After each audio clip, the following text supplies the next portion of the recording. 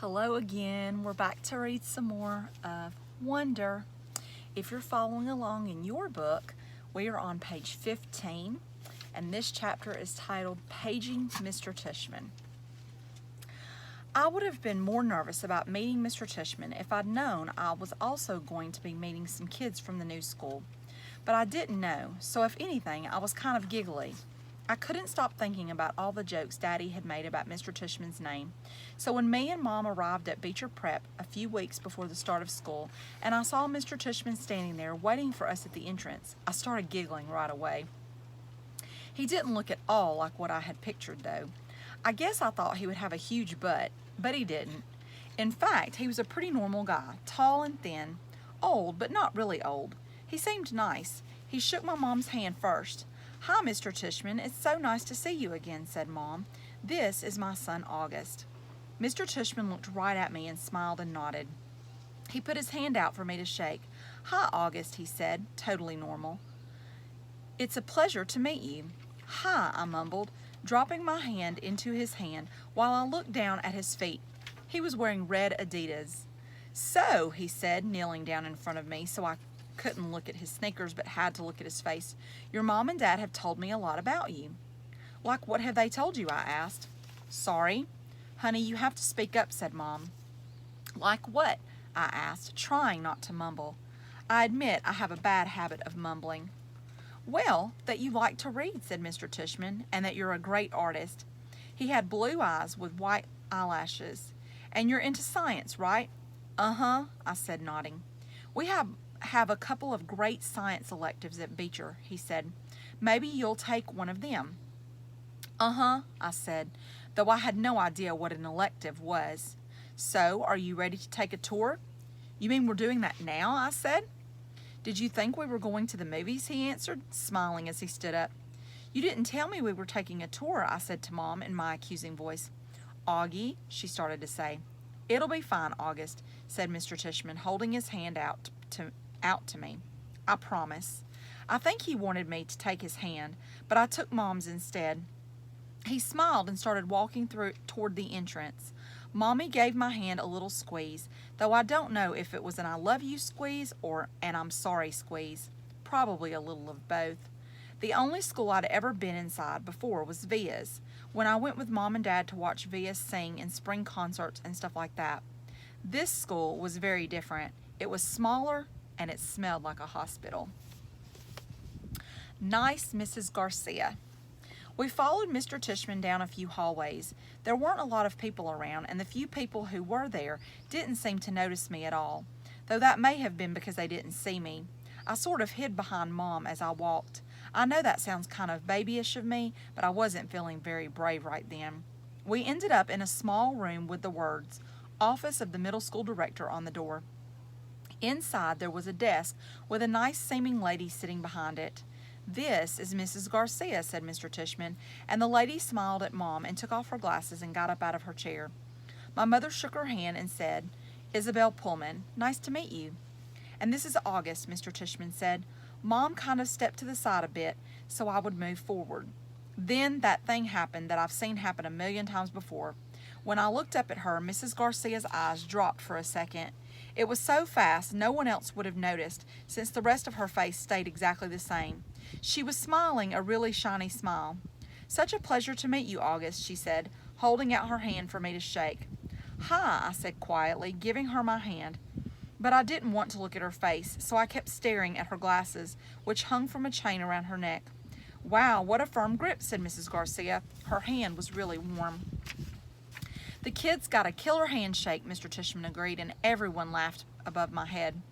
"You can call me Mrs. G," said Mrs. Garcia. I think she was talking to me, but I was looking at all the stuff on her desk now.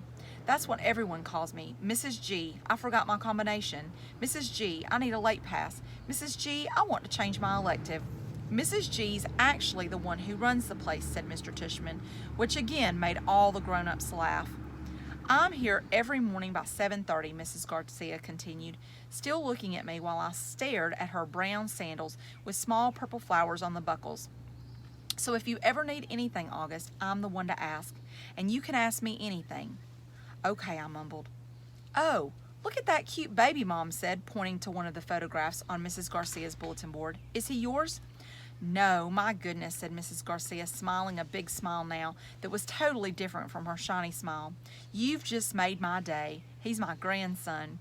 "What a cutie," said Mom, shaking her head. "How old?" "In that picture, he was 5 months, I think. But he's big now, almost 8 years old." "Wow," said Mom, nodding and smiling. "Well, he is absolutely beautiful." "Thank you," said Mrs. Garcia, nodding like she was about to say something else about her grandson. But then, all of a sudden, her smile got a little smaller. "We're all going to take very good care of August," she said to Mom, and I saw her give Mom's hand a little squeeze. I looked at Mom's face, and that's when I realized she was just as nervous as I was. I guess I liked Mrs. Garcia when she wasn't wearing her shiny smile. Jack Will, Julian, and Charlotte. We followed Mr. Tishman into a small room across from Mrs. Garcia's desk. He was talking as he closed the door to his office and sat down behind his big desk, though I wasn't really paying much attention to what he was saying. I was looking around at all the things on his desk. Cool stuff like a globe that floated in the air and a Rubik's type cube made with little mirrors. I liked his office a lot. I liked that there were all these neat little drawings and paintings by students on the walls, framed like they were important. Mom sat down in a chair in front of Mr. Tishman's desk, and even though there was another chair right next to hers, I decided to stand beside her. "Why do you have your own room and Mrs. G doesn't?" I said. "You mean, why do I have an office?" asked Mr. Tishman. "You said she runs the place," I said. "Oh, well, I was kind of kidding. Mrs. G is my assistant." "Mr. Tishman is the director of the middle school," Mom explained. "Do they call you Mr. T?" I asked, which made him smile. "Do you know who Mr. T is?" he answered. "I pity the fool," he said in a funny, tough voice, like he was imitating someone. I had no idea what he was talking about. "Anyway, no," said Mr. Tishman, shaking his head. "No one calls me Mr. T, though I have a feeling I'm called a lot of other things I don't know about. Let's face it, a name like mine is not easy to live with. You know what I mean." Here, I have to admit, I totally laughed because I knew exactly what he meant. "My mom and dad had a teacher called Miss Butt," I said. "Augie," said Mom, but Mr. Tishman laughed. "Now that's bad," said Mr. Tishman, shaking his head. "I guess I shouldn't complain. Hey, so listen, August, here's what I thought we would do today." "Is that a pumpkin?" I said, pointing to a framed painting behind Mr. Tishman's desk. "Augie, sweetie, don't interrupt," said Mom. "You like it?" said Mr. Tishman, turning around and looking at the painting. "I do too, and I thought it was a pumpkin too until the student who gave it to me explained that it is actually not a pumpkin." "It is? Are you ready for this?" "A portrait of me." "Now, August, I ask you, do I really look that much like a pumpkin?" "No," I answered, though I was thinking yes. Something about the way his cheeks puffed out when he smiled made him look like a jack-o'-lantern. Just as I thought that, it occurred to me how funny that was. Cheeks, Mr. Tishman, and I started laughing a little. I shook my head and covered my mouth with my hand. Mr. Tishman smiled like he could read my mind. I was about to say something else, but then all of a sudden I heard other voices outside the office. Kids' voices. I'm not exaggerating when I say this, but my heart literally started beating like I had just run the longest race in the world. The laughter I had inside just poured out of me. The thing is, when I was little, I never minded meeting new kids because all the kids I met were really little too. What's cool about really little kids is that they don't say stuff to try to hurt your feelings, even though sometimes they do say stuff that hurts your feelings. But they don't actually know what they're saying. Big kids, though, they know what they're saying. And that is definitely not fun for me. One of the reasons I grew my hair long last year was that I like how my bangs cover my eyes. It helps me block out the things I don't want to see. Mrs. Garcia knocked on the door and poked her head inside. "They're here, Mr. Tishman," she said. "Who's here?" I said. "Thanks," said Mr. Tishman to Mrs. Garcia. "August, I thought it would be a good idea for you to meet some students who will be in your homeroom this year. I figured they could take you around the school a bit, show you the lay of the land, so to speak." "I don't want to meet anyone," I said to Mom. Mr. Tishman was suddenly right in front of me, his hands on my shoulders. He leaned down and said very softly in my ear, "It'll be okay, August. These are nice kids, I promise." "You're going to be okay, Augie," Mom whispered with all her might. Before she could say anything else, Mr. Tushman opened the door to his office. "Come on in, kids," he said, and in walked 2 boys and a girl. None of them looked over at me or Mom. They stood by the door looking straight at Mr. Tushman like their lives depended on it. "Thanks so much for coming, guys, especially since school doesn't start until next month," said Mr. Tushman. "Have you all had a good summer?" All of them nodded, but no one said anything. "Great, great," said Mr. Tushman. "So, guys, I wanted you to meet August, who's going to be a new student here this year. August, these guys have been students at Beecher Prep since kindergarten, though of course they were in the lower school building, but they know all the ins and outs of the middle school program. And since you're all in the same homeroom, I thought it would be nice if you got to know each other a little before school started. Okay? So kids, this is August. August, this is Jack Will." Jack Will looked at me and put out his hand. When I shook it, he kind of half smiled and said, "Hey," and looked down really fast. "This is Julian," said Mr. Tushman. "Hey," said Julian, and did the same exact thing as Jack Will. Took my hand, forced a smile, looked down fast. "And Charlotte," said Mr. Tushman. Charlotte had the blondest hair I've ever seen. She didn't shake my hand, but gave me a quick little wave and smiled. "Hi, August. Nice to meet you," she said. "Hi," I said, looking down. She was wearing bright green Crocs.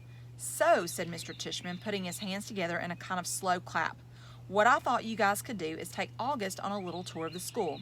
Maybe you could start on the 3rd floor. That's where your homeroom class is going to be. Room 301, I think.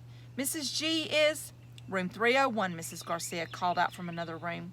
"Room 301, Mr. Tushman nodded. "And then you can show August the science labs and the computer room, then work your way down to the library and the performance space on the 2nd floor. Take him to the cafeteria, of course." "Should we take him to the music room?" asked Julian. "Good idea. Yes," said Mr. Tushman. "August, do you play any instruments?" "No," I said. It wasn't my favorite subject on account of the fact that I don't really have ears. "Well, I do, but they don't exactly look like normal ears." "Well, you may enjoy seeing the music room anyway," said Mr. Tushman. "We have a very nice selection of percussion instruments." "August, you've been wanting to learn to play the drums," Mom said, trying to get me to look at her, but my eyes were covered by my bangs as I stared at a piece of old gum that was stuck to the bottom of Mr. Tushman's desk. "Great. Okay, so why don't you guys get going," said Mr. Tushman. "Just be back here in—" he looked at Mom, "half an hour, okay?" I think Mom nodded. "So, is that okay with you, August?" he asked me. I didn't answer. "Is that okay, August?" Mom repeated. I looked at her now. I wanted her to see how mad I was at her, but then I saw her face and just nodded. She seemed more scared than I was. The other kids had started out the door, so I followed them. "See you soon," said Mom, her voice sounding a little higher than normal. I didn't answer her. All right, boys and girls, we're going to stop there for today. I hope you enjoyed those chapters, and I look forward to seeing you again soon. Bye.